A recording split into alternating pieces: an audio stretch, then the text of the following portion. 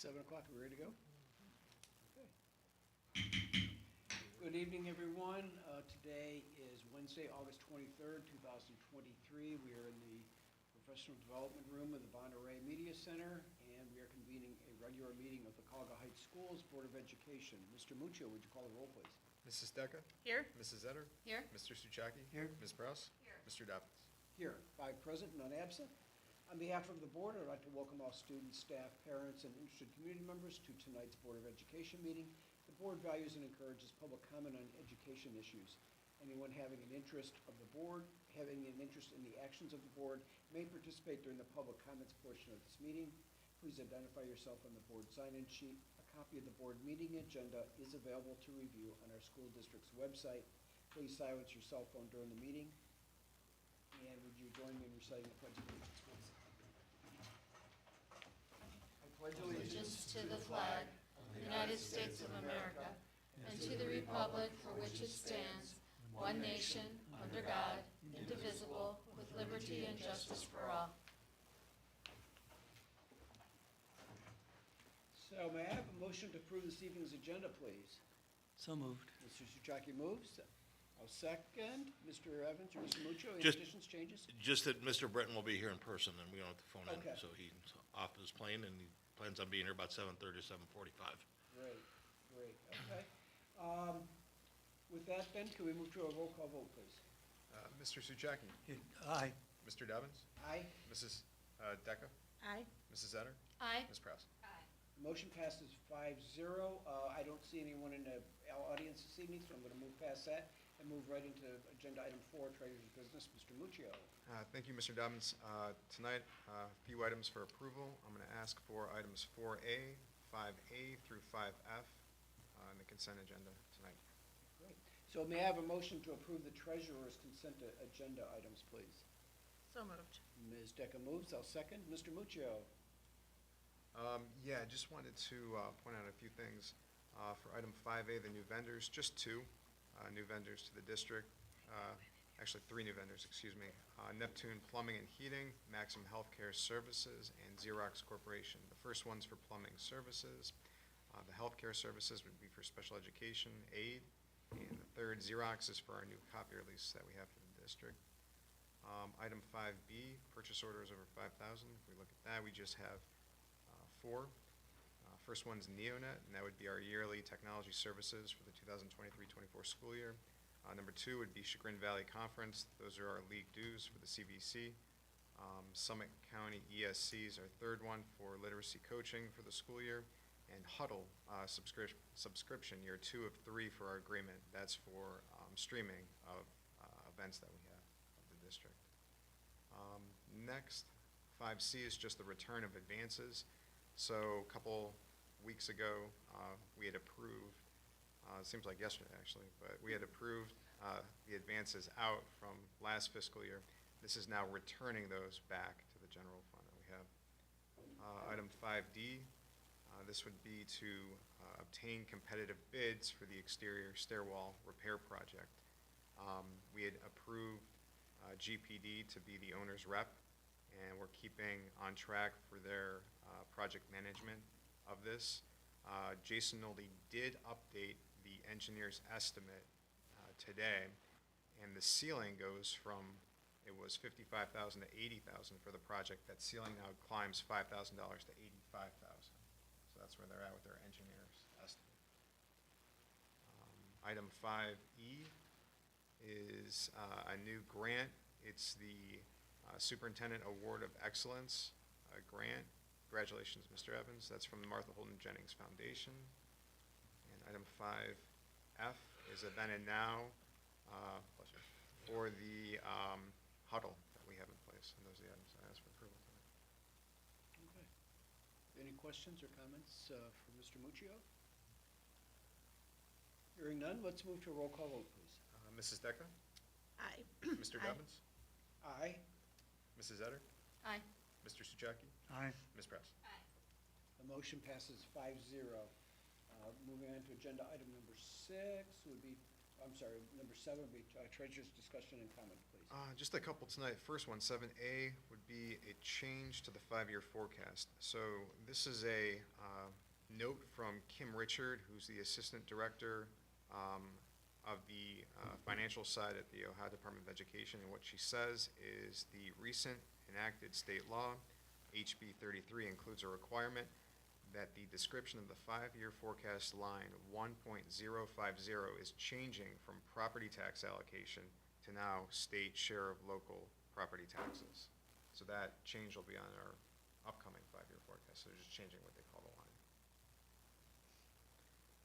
7B, this is our levy ballot language. If we open the attachment, there are 6 different pages. The first page is the proposed tax levy as it's written, approved by myself and sent back to the Board of Elections. The second page is the Board of Elections asking for us to review that verbiage. So what I did on page 3 is reviewed it with our attorneys from Enos Britton, who wrote our resolutions. He said it looks good.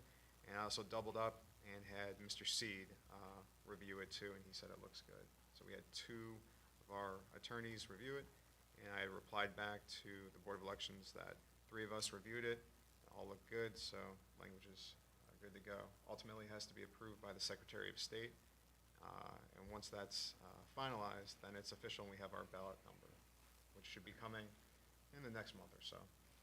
Is Thank you for all your work on that. I'm sorry. I was just gonna say, is the whole paragraph going to be in Spanish as well?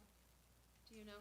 Okay. Yep, It isn't right now, but it's going to be. yep, I believe so, I believe so.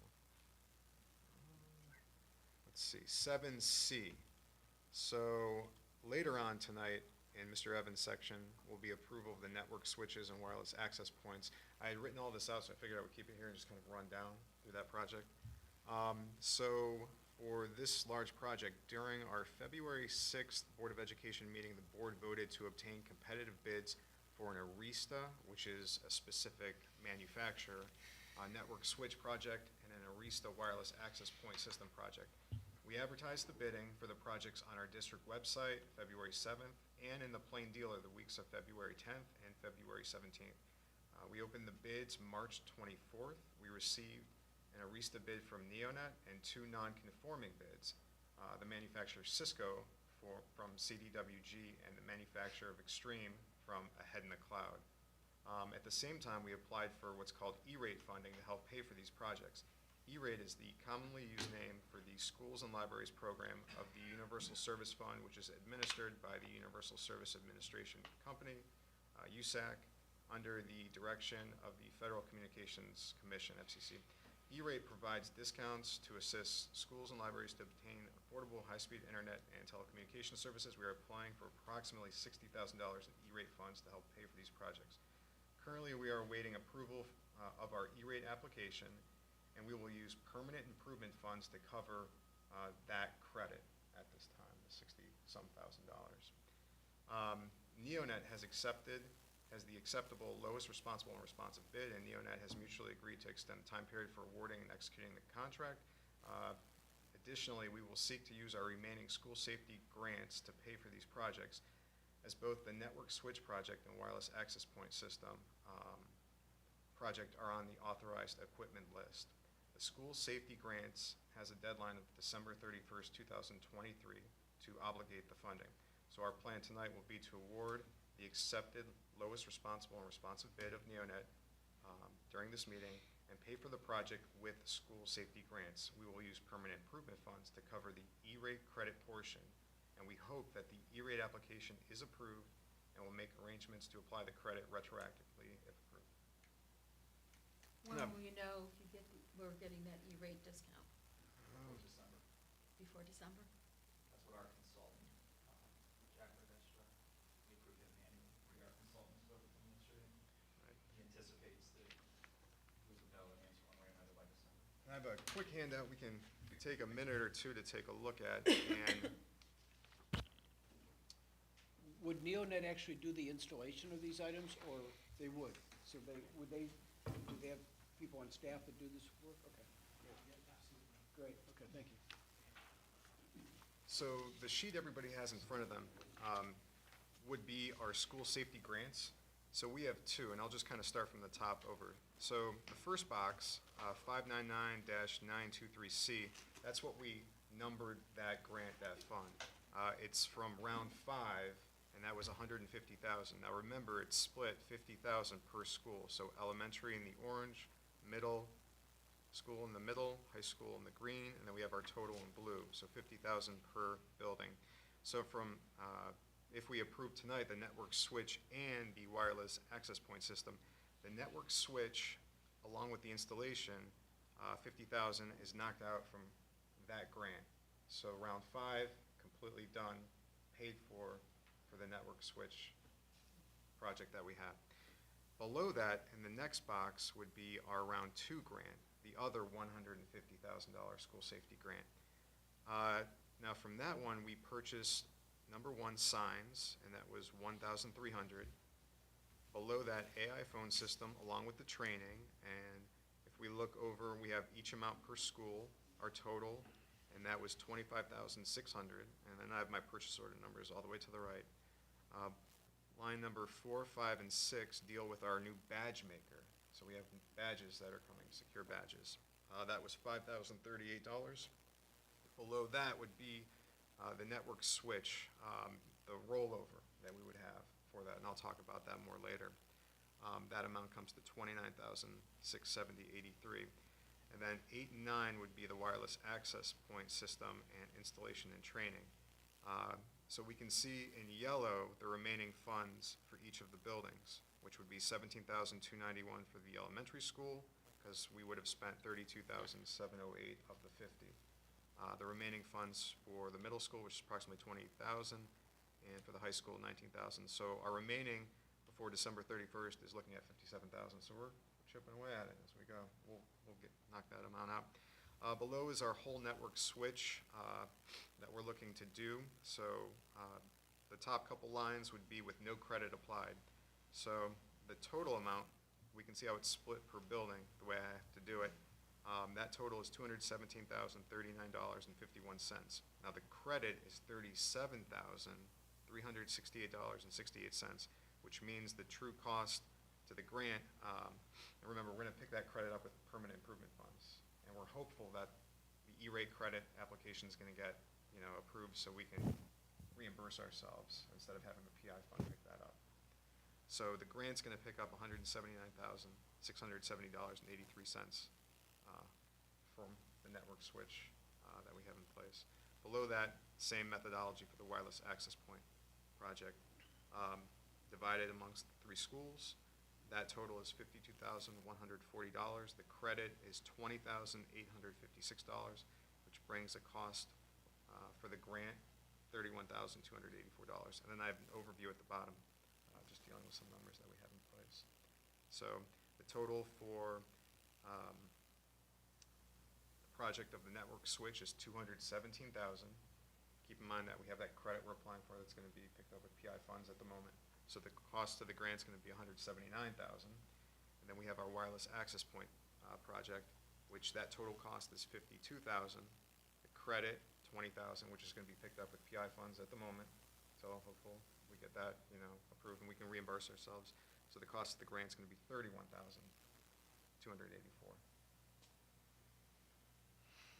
Took a while to deal with the 2 grants, separating it between 3 schools, as well as having 2 projects. So a lot of math, a lot of numbers there. So when we get to the end, how much will we end up paying out of our? Well, we might not pay anything. So Okay, right now we're on the That's what I hook. thought I heard, but. Right. So right now we're paying, so the total is $269,179.51 total. The cost from the E-rate would be approximately $58,000 between the 2 credits. The cost or the reimbursement from you. Well, we're picking it up at the moment because we filed the application for E-rate, but we don't know if it's been approved. We're hopeful that it's going to be approved by December. Okay. So if it's not approved, we're paying that $58,000 from permanent improvement funds and all the remaining amounts from this grant that we have in place, the school safety grant for the network switch and wireless access points. If E-rate is approved in winter, we're going to get $58,000. We just pay ourselves back, reimburse ourselves for that PI, $58,000. and put that back into Permanent improvement. permanent improvement funds. Yep. Well, hats off to all of you. What an amazing bit of wizardry to make something that was going to be several $100,000 and potentially, I understand potentially, make a cost to the district of zero. That is Yeah. You outstanding need to work. title this creative Lord, thank you. financing. Yes. I did reach out to the OFCC, talk with their financial people just to make sure, everything we wanted to do works. And, I have it in email and I talked to them on the phone and we look good. So it's a team effort that we have in place with all of Very us. good. Thank you. Thank Yep. everyone. That is outstanding. What a great benefit to the district. How soon might this equipment be installed? Any idea? If it's approved, of course. If it's approved, we'll contact with Neonet. They will begin ordering the equipment. Earlier in the summer, we were anticipating the E-rate approval. They were seeing about 5 to 6 weeks. I'm not sure if that time frame is at the same amount, but we'll start putting together good dates and times where I can meet them here and we'll start to get to work. The nice thing is they can do a lot of the work at their end, pre-program things and then bring it here, and then it's just a physical install. Great. Well, this sounds really a great development for the district. Thank you. One and all. And the last item tonight is item 7D, and this is just levy information. I figured every board meeting I'll apply this because it has good factual information about our levy. The background, what led up to us voting for the two resolutions, the amount per 100,000 and per 200,000. So I'll upload this every board meeting that we have. And that's all I have for tonight. Thank you. That's plenty. Thank you very much. Any other questions for Mr. Muccio? Hearing none, we'll move on to number 8, Mr. Evans, Superintendent's Business. Right, I ask that the board approve on the consent agenda items 8A and B, 9A, 10A, 11A and B, and 12A through P. I ask those be approved on the consent agenda. Okay, so may I have a motion to approve the superintendent's consent agenda items? So moved. Mr. Souchaki moves. I'll second. Mr. Evans. Just going back to 8A, that's the, so I can sign the contracts for some of the senior activities that they always come before you at some point in time, but some of these are on a very short notice. Some of the bookings, as we get closer to prom with DJs and all that kind of stuff. So maybe on a max, we're looking at 2 or 3 a year that we have to deal with on that. Overnight travel for the band's bringing the band trip back to Nashville, Tennessee. We're excited. They haven't done it since before COVID. This was something that they would go to Nashville, they would take a year off, then they would go to New York, they would take it. So this is kind of bringing back the band trip, so excited for that to happen. Mr. Hamrick and Mrs. Brown are doing a fantastic job with the band. A resignation there just from the cafeteria portion of their contract. With the shuffling we've had here late with some people taking jobs outside the district, we're filling a teacher's assistant position. One of our teacher's assistants took a full-time teaching job.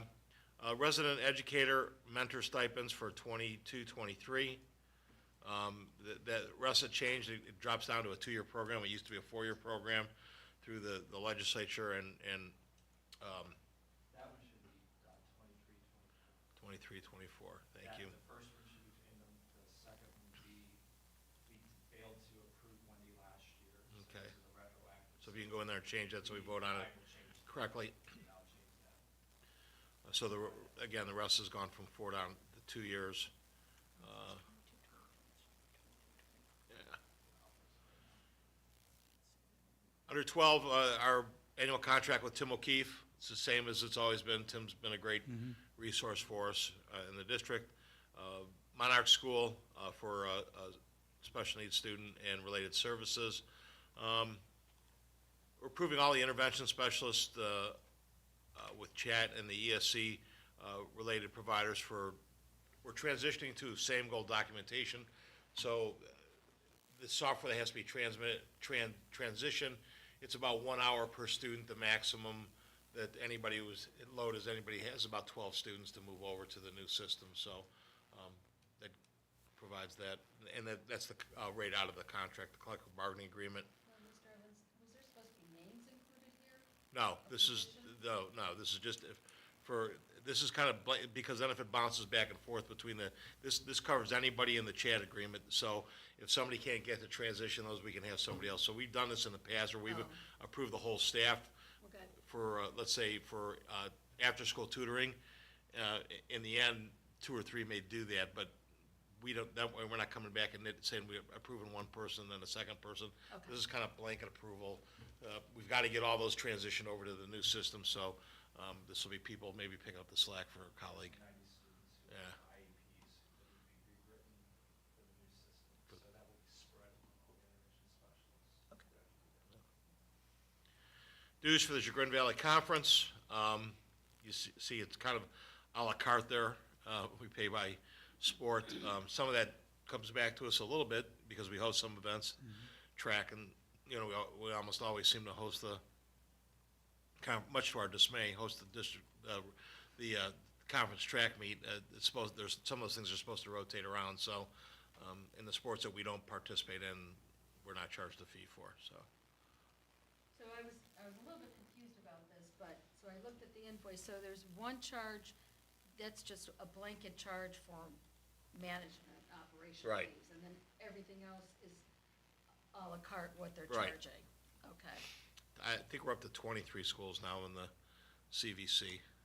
I will tell you, we have explored the idea of maybe breaking away and forming a little 8-team league of schools similar size. It's this has kind of turned into a conglomerate. It works for us on some levels. It works for us in sports like wrestling. It's got a good wrestling tournament. We're in swimming. It's a, you know, you have enough different schools. Other sports that a lot of schools don't have, maybe that's like hockey, for example. We don't have hockey, so we can still do a kind of a league thing. Otherwise, we're split into 3 different divisions, and that becomes a little cumbersome sometimes. And I don't know, sometimes I think our athletically, we feel like if we could get a core group of 7 other schools, that might serve us better. We could still cross over and compete against the Chagrin Valley, but finding schools our size is difficult. Somebody was here the other day, and had a great discussion about, like, who do you play, where do you have to go to get games? And the reality is, especially in football, where we've been so competitive, that the little schools around here don't want to play us, and we don't really want to play Division II and III schools. You know, Akron Hoban called us a couple of years ago, sorry, thanks, but no thanks. But, so we end up traveling over to, you know, there's a league on the Ohio border over in Trumbull County that has Columbiana Crestview, some schools that play pretty good football over there. Sometimes they can pick up a game there. We've tried down in the Wayne County League, which is Rittman and Northwestern and Waynedale and some of those schools. And then there's a league that's a little bit west that never wanted, we played New London one time, but they really don't want to, Western Reserve, New London, Ashland Crestview. We called them many, many times and just not being able to get games with them. So we got to do a little bit of traveling to find some competition sometimes, so. But in the total amount, though, I'm looking at is 95. Yes. Mhm. 50, okay. Yeah.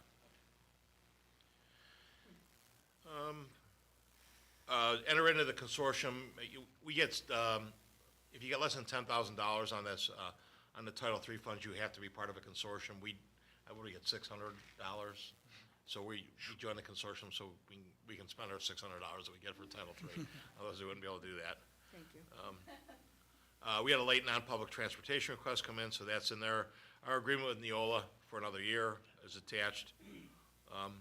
MOU with OLP, that's through the Educational Service Center. This provides us a format that if we have students that are homeschooled, special needs kids, credit recovery, a variety of reasons, that we can sign up for classes through the ESC, have them sign up for classes through the ESC. This gives us a portal for some of those things we need to do.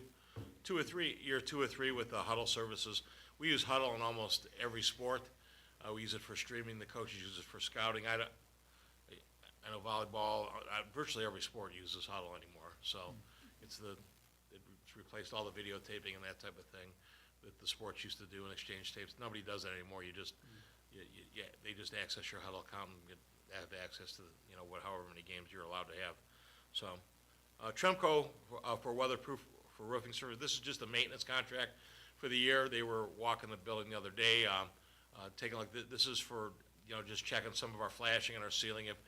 We've had some pretty good storms come by, and they'll come by and do some minor repairs. If anything major happens, we have to contract that separately, but this generally is a lot of flashing and making sure that our roofs are taken care of. And they get up on the roofs probably 2 or 3 times a year, just do some walk-arounds and checks on those roofs for us.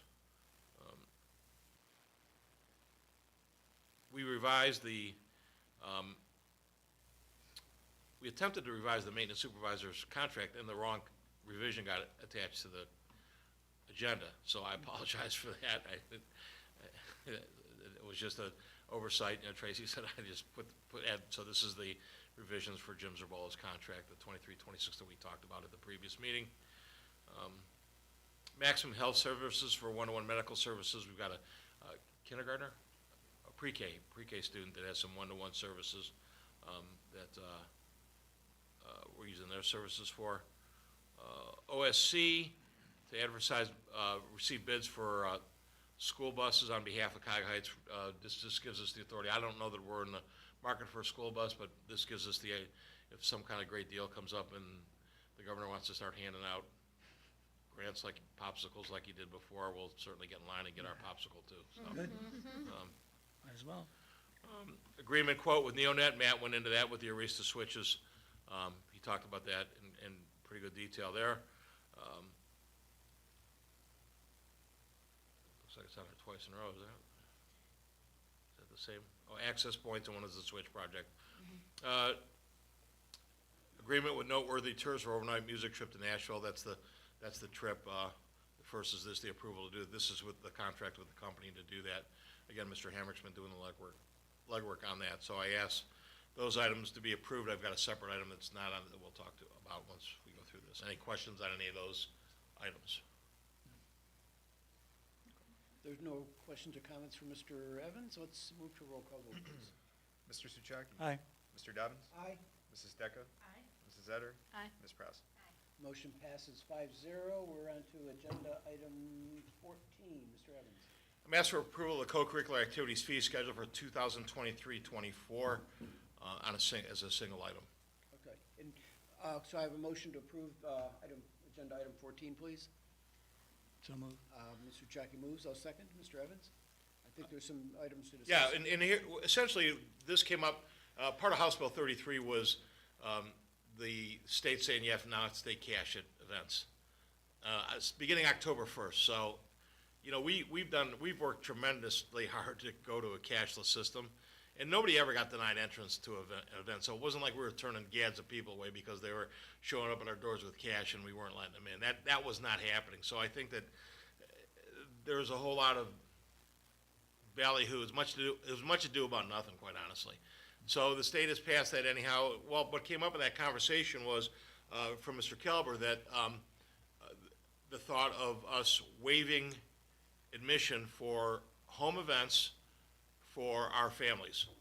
We already let our students in, we already let senior citizens in for our families. And he has a way of doing that where the families would sign up and you'd get a code on your phone.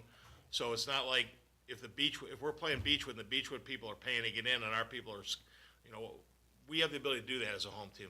So our people would scan in. Visitors still pay to come in. Our people go to away games. They still pay to get in. We'd asked Mr. Muccio about the finances. That's somewhere between $5,000 and $10,000 was what it was generating, and at least through this transition period to give that a shot for a year and see if that was amenable. So the list of fees that you see attached there, and that attachment is with and also for plays and events of that nature. So we don't charge for music events and anyhow, but I think plays and athletic things were the primary things. And we already, a little bit of a conflict with the league on some things. We don't charge for middle school events if you go to other schools. And sometimes our parents, we try to make them understand that when you go someplace else, they're going to charge you.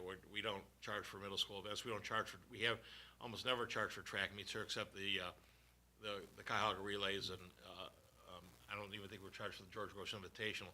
So we've always approached it differently here at Cuyahoga Heights. You know, we want people in the stands, we want parents to be able to come and see the events, and that's the approach we've always taken. We want our kids there to support them, so we don't turn this into something that more than it has to be. So I had that listed separately. I didn't get the chance to kind of throw it out to you in a Friday update, and we didn't have any conversation about it, so I wanted you to be able to ask some questions and have some conversation about that at this time. So, Mr. Evans, just so I kind of understand this, what's prompting this change or this request to change things? Is it rooted in this change in state law? about Yeah, a little cash bit, because versus cashless? what we were looking at doing is, in the state, and the league tries to dictate some of the fees, but there's also like handling fees. So what the state said to, in essentially with the passage of House Bill 33, because schools didn't want to deal with change, quite honestly, it was getting to be such a headache. So like a lot of schools were gonna round up to like $10 from $8 a ticket to $10 a ticket for cash, so that, as a convenience fee, just to make it easier for their people at the gate, and we're not running out of quarters or whatever at $8.50, that type of thing. So, so a lot of schools are gonna handle this differently.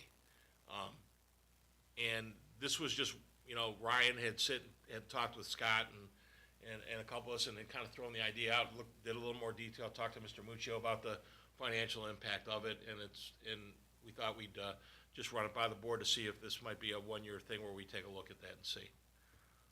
So right now, it's proposed to, on a one-year basis? Yes, just for Okay. this year. This isn't a permanent change? No, at this least is not just, at this time. and we approve the fee list every year, Okay, so. okay. So that's really what's on the table, and as Mr. Evans said, he's open to comments, questions about this proposed change, or we can move to a vote at this time. Is this something that needs to be decided this evening? Well, we got events starting, so we Okay. kind of, Yeah, you and need to and vote. again, this kind of rolled out because the way House Bill 33, another school of thought behind this is, right now with, we provide our kids with uniforms, a lot of other things, but the ancillary costs of kids being involved in athletics now have really risen. So, just, we don't buy the shoe, like even a cross-country kid, now we put them in uniforms, but a pair of decent cross-country shoes is gonna run you about $200.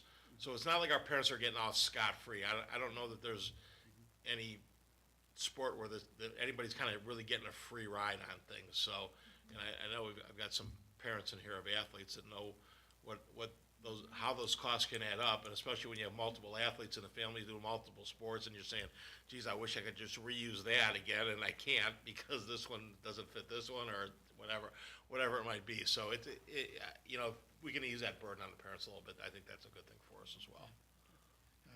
No, I really like it. Just a little, we spoke earlier during the agenda meeting about making sure, and you brought it up tonight, that our folks will have Yes. a code. What if they don't download their code? Will they be able to step aside? And They'll download be, it on the which is what spot? they've done in the past. And Kelly Hartman, that works the door for a lot of our events, she does a fantastic, she's very patient. Kelly's really easygoing, so it's Yes, not, I know Kelly. it's really, it's a low pressure type thing. It's not the same at other schools. Like, I went over to Brookside for the middle school football game, and they were like, I was looking for the police officers at the gate for crying out loud for a 7th and 8th grade football game. It was like, but different situations, so. Yeah, so as long as it's seamless. Yes. As can Yeah, be, and the any way new- Brian laid it out was that just as, every parent would have access, and they could just download that barcode, and then they're all it's set. the same as having a ticket, which is what we've gone to. So if you paid for your ticket online, you got the barcode. This way, all they have to do is go in and register, and they'll get a code for their family, and you can download the code for themselves. Okay. But there's not going to be a fee for the family, is there? No, Okay. no, But having the code, so everybody has to do something. Yeah. As they come in. Right. So you're not they're not walking through, distinguishing. these people are saying, well, why are those people just walking in the gate? No, everybody's kind of scanning in, so, And we've been cashless the past couple of years, so everybody's familiar with the codes. yeah. Are we gonna get codes too, by the way, or are we still gonna get the paper? Yeah, we do, we use codes, we went to codes, coming out of COVID, quite honestly, we've been pretty much cashless, the entire time. I don't think we've had cash boxes out at basketball games and those types of things the last couple of years. These Pretty kids are much so every familiar with the school. codes, more so than us. Yeah. So they'll find it like, half of them. Okay. Pretty much every school was cashless, and you'd show up to one and it'd be, Of course. and you bring cash, Yeah. the one that, So the only difference is that they don't have to pay for their code. Right. If you're procedures kind of stay the same. And the online, $8 online probably cost you close to 10 with the fee. Convenience fees, yeah. Yeah, no, I like it. Okay, well then let's move to a roll call vote then, please. Mr. Suchaki, Aye. Mr. Devens, Aye. Mrs. Decker, Aye. Mrs. Etter, Aye. Ms. Prowse. Motion passes 5-0. Mr. Evans? Excuse me, I just wanted to say, this would probably be a really good idea to promote this or explain this in one of your town. It absolutely is it'll go out in Town Talks, and there'll be a link for people where they can go in and actually do the sign up. So Ryan's already working on that. I told him, I got an email. okay, Volleyball. okay, Students have been free since 2016. Yeah. So that's not something that's new. We've been doing that since, that was actually connected to, you remember the old reach ceremonies? Yeah. Yeah. It used to be if you were a reach student and you got so many punches to get into a game, well, what do we have? 75% of our kids were In the reach, in yeah. the reach program, Yeah. and then Yeah. they were on the field competing, so we were like, what are we gaining by Yeah. just having, so Yeah, we we can't are. participate on the field, participate, you know, In the stand. in the stands, and so we've been waiting to advocate for kids for a long time. Is seniors over 60 new, or was that? no, it's been in place. Those two populations, Yeah. that's been an established thing here for quite a long time. Yep. Some of us know that. That might have been some of the reasons they let me in free a couple of times. I thought it was my status as a board member, but actually it was my age. And actually, we do have league passes for the board members for I was away, wondering for away where we events. get those. Yeah. for Yeah, away well, events. that's right. Are we gonna get barcodes now? We still have That actually has a barcode on the back of it, Is so it? that's, Cool. the new league passes have not the barcode, that QR, whatever, QR code on the back, Yeah. so. Okay, then. A couple things, we haven't used the old board desks. We use them in the auditorium. I just wanted, they're cumbersome, and, and every place we put them, they're in the way. So I just want to know if it's okay with the board, if we continue to use these desks, and if we meet in the auditorium, that we would bring these desks down because they're easier for us to move around, that those board desks that have been around for a long, long time, they're just always in the way, and it kind of came like, we've got a new fire marshal, and so we had him one place, he goes, no, you can't store those over there. So we had a great meeting with him, we made a lot of changes in the building, let our staff know. He came back the other day, he goes, we moved him someplace else, he goes, well, you can't put them there too, so it's like, we use them like once a month, sometimes, maybe not even, and they're just, like, we're just continue, it's like your kid's room, when there's always something in the way and you can never get it out of the way. We're gonna move those out, maybe to storage outside someplace, unless there's boards really feel strongly about using those desks moving forward, Probably. so. We may, so. The So- things have been repaired, they really have been, they did collapse and broken, and Yeah, if you look at the bottoms of them, there's some creative carpentry going on in the bottoms of some of those desks. Maybe these desks will be better, that with the placement of it, won't have the projector, that light, right? You can dream, Right in our face. Okay, so that's good. So, Neptune Plumbing is here today. Mr. Dobbins saw the truck out front. We're still struggling to find this water leak. So during open house, I was in my office and I typed in commercial plumbing with cameras and a whole bunch of, so I literally filled out the information sheet for about 10 companies. And, the next morning at 7:30, a lady from Neptune Plumbing called me, and I explained our issue to you. She goes, well, we're a commercial plumbing company, and we like to think we're problem solvers. So I said, you're hired. So we did some paperwork. He was out today, walked the grounds with myself and Mr. Zerbola, kind of got a plan in place, gonna bring a couple different size cameras out to start looking through the sewers to see if they can find some of the leaks. So we did some walk-arounds as to what can get shut off where and how, and some of the history of it. So he had a pretty good grasp on it, and he's got a couple places to start. So we're hopeful to make some progress on our river underneath the building. So, Athletic Hall of Fame is tomorrow. The format's changed a little bit. It's unfortunate that we had a cancellation of the football game. What we're gonna do is we're gonna bring those Hall of Fame members back during basketball season and introduce them before basketball game. It's not a luncheon, it's more of hors d'oeuvres and kind of walk around so people can socialize tomorrow, and then they'll do the introductions of the Hall of Fame members. Air conditioning elementary is working. Yay, yay. Yay. It's working so good that a line froze in one of the rooms above the kindergarten and burst. So yesterday morning, thankfully our maintenance staff was on it when they opened the building. They heard the water, so they got on it right away. Apparently there was some freezing in one of the lines, and Dr. Luganbill's room. So we moved them for the day. I know I saw Mr. Harris was here today cleaning carpeting, so there's some ceiling tiles that we replaced. Our new hire, Dan Knaus, has done a marvelous job with our air conditioning. My air conditioning in my office is working for the first time in 4 years, and in the main office as well. So, again, that 66-year-old building, those things are going to happen. But I think overall, we're in a really good place, and nice to know we had a little bit of heat this week, and we didn't melt any elementary students this week. Good. So, Was there a lot of damage in the? no, it's ceiling tiles and some. I didn't get a chance to look at the bookshelves, and it was all to the east wall of the room. So again, they were on it, moving stuff quickly. I don't know how the wood bookshelves kind of came through it or not. But Is that one of the new areas, or that was an older? line? that's the part of the kindergarten part went on in the 90s. That add-on, and the air conditioning up above that. So that's one of our newer areas. But and unfortunately, we fixed 2 or 3 of those units in the last 3 years, but not that one. So.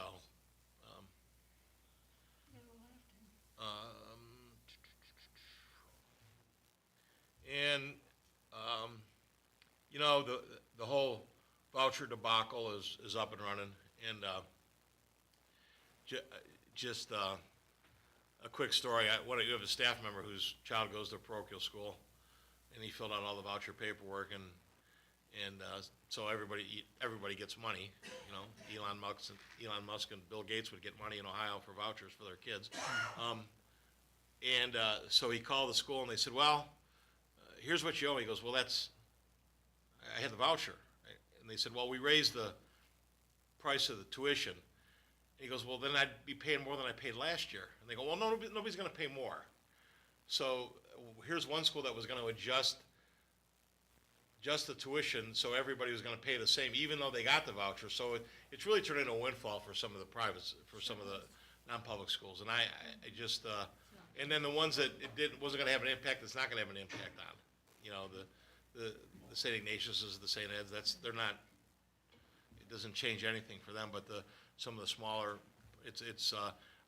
I think this is going to make ECOT look like single A baseball when it's all said and done, quite honestly, because it's just,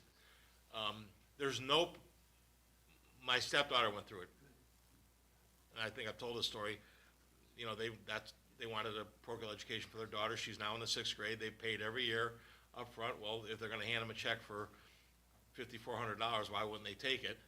So my wife took 3 nights to have to do the paperwork. So my wife said she has a hard time believing how some of these people are going to get the paperwork done. And I know that some of the parochial schools sent out flyers where parents could come in at night and they would do the work for them. The schools would do the work for them. So it's just going to, I see at least 4 or 5 schools that never took vouchers before that are now taking them. So this is going to be a real nightmare that the state's going to have this is going to be a mess. They're going to have a hard time cleaning up in the end. So, and I'll leave it at that because I'm sure I don't want to get Mr. Britton started on editorializing the voucher program in the state of Ohio. So I was hoping to get done before he walked in. So that's all I had. All right, thank you, Mr. Evans. So with that, we're on to agenda item 16, board business resolutions. There are 3 this evening, and we're going to process or consider those under consent agenda. So may I have a motion to approve the board's consent agenda items, which are items 16A, B, and C, all relating to the Capitol Conference. So moved. Mr. Souchaki moves. I'll second. I think we kind of need to discuss these because I'm uncertain as to, well, the first motion would approve attendance for presumably all board members and others, administrators at the OSP Capitol Conference. I think we need a requisition. Is that right, Mr. Murchio? Yep, we'll have that. that would be the first item. And as I understand it, if the board approves that this evening, it's kind of a blanket approval in that no one is yet committing that they're going to. Right, because we get a group rate, Right. essentially, so it doesn't, because the board and myself, Mr. Muccio, Mr. Young will be down, Mr. Young and Mr. Bjork are working on a presentation with Mr. Britton's group to, so we're to the point we have enough people down, it ends up kind of being a group rate, so it's not, we don't get dinged as bad if somebody last minute can't come down, that kind of thing, so. So this is $2,400 is the group rate? Or is that, what is that? It says, motion to approve attendance for a flat fee of $2,400. That's not for each of us, is it? Or is that No, the group that's rate? the, Flat fee. yeah, that's a flat for fee, all of us, yes, okay. More than, if there's more than 6 members in the district, then they charge a flat fee of Right. $2,400. As opposed to $350 per person. Okay. Each is 6, everybody else. Okay. So the second related motion would be to approve the appointment of a delegate and an alternate delegate for the annual business meeting at the OSBA Capital Conference. I believe Ms. Proust did it last year. So of those that are planning to attend the Capital Conference, does anyone have an interest in serving as a delegate? I'm sorry, I'm already traveling for work that week. Okay. Go. Yeah. So I'm going to you're Colorado. not attending, correct? You can put me down, but I'm like 85% sure I can go, so I can Okay. confirm that. But we've made this name an alternate. That's right. Would you want to serve or be willing to serve again? Yeah. Okay, thank you. Unless someone else wants to serve as an alternate, I'll be glad to step in and fill as an alternate. Okay. I think you get a special All right, award so for now doing we're it on 2 to years in a number row. 3. Yeah. I've done it before. Say it You're can't welcome. get any worse. The Alliance, 3 years in a row, we have to have a health check done on you. Shouldn't I have to get a second special? I haven't recovered from the year I had to do it when it went like 4 hours. and Yeah, They I heard. argued endlessly and. so the last one is just keeping us all fed. So that's the Alliance for the High Quality Luncheon and Annual Meeting. And those are all the motions for us to consider this evening under consent agenda. So we've got a motion on the floor. I don't think there's any other discussion or questions, or are there? If not, then let's move to a roll call vote. Mr. Souchaki? Aye. Mr. Dobbins? Aye. Mrs. Decker? Aye. Mrs. Etter? Aye. Ms. Proust? Aye. Motion passes 5-0. We are now at board discussion items. Does the board have anything for discussion or comment this evening? Yeah, I mean, I have several. Mr. Dobbins, you and I spoke earlier about the fact that the OSBA recognition of one of the Career Center board members is on October 4th. I don't have to go to that. It's our board meeting night, okay?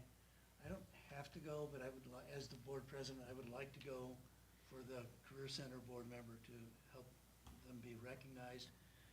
But this board comes first, so, but if it's convenient to move to a different date for the October 4th meeting, I'd like to consider that. And I don't know what would work best, Tuesday or Thursday of the same week, or move it to the next week, I'm not sure.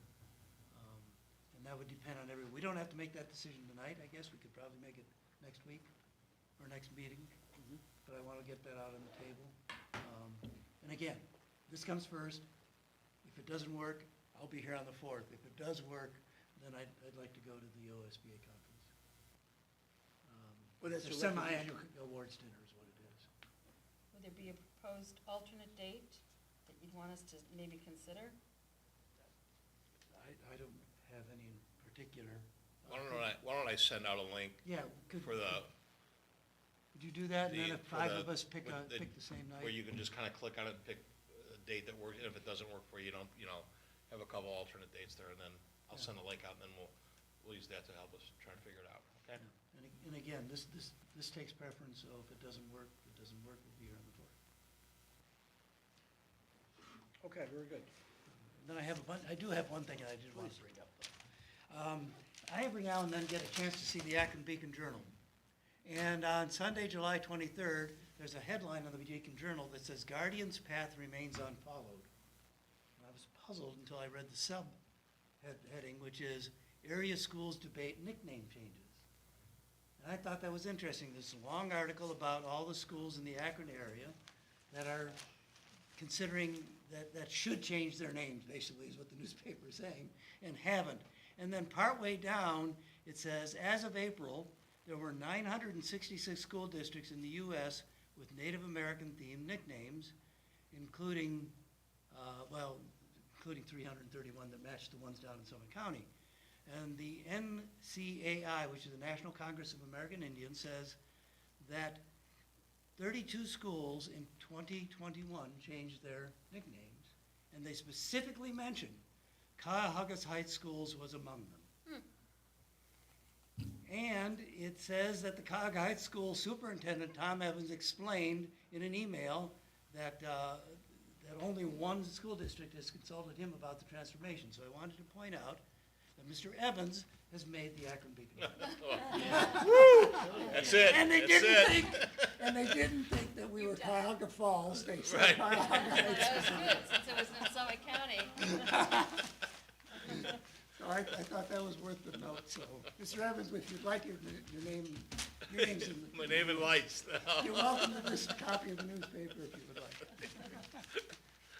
And then the other thing, which I won't go into detail tonight because I know we have a guest, is that I did attend a career technical education conference a couple of weeks ago, and I'll talk about that perhaps some other night, or because we have a guest who needs to talk to us tonight. So we'll hold off on that. Okay, are there any other items for discussion or comment this evening? If none, then possible future agenda items. The only thing I want to mention this evening is that, and just to kind of bring everybody on the same page, we've, as I understand, we've agreed that we're going to conduct our evaluation of Mr. Muccio in executive session at the September 6th meeting, and we would likely hold a separate meeting then with Mr. Muccio during the work session in October, and we talked this evening about needing to move that date around. So other than that, those are the only items I have. Anything else for the board this evening? Hearing none, moving on to 20A. It should be noted that the Board of Education members received their agendas several days prior to the actual meeting, thus they've had considerable opportunity to study it, ask questions, etc. Upcoming regular meetings. We have upcoming regular meetings on Wednesday, September 6th at 6 p.m., Wednesday the 20th at 7 p.m., and right now, Wednesday, October 4th at 6 p.m., but that date may change. With that, I'm going to make a motion to move to executive session pursuant to ORC Section 121.22G3 and 121.22G4. May I have a second? Second. Mr. Souchaki seconds. Any discussion, comments? Not, let's move to a roll call vote. Mr. Dobbins. Aye. Mr. Souchaki. Aye. Mrs. Decker. Aye. Mrs. Etter. Aye. Ms. Prowse. Aye. The motion passes 5-0. It is 7:52 p.m. and no action will be taken afterward. Thank you. We are now in executive session. Hey, Gary.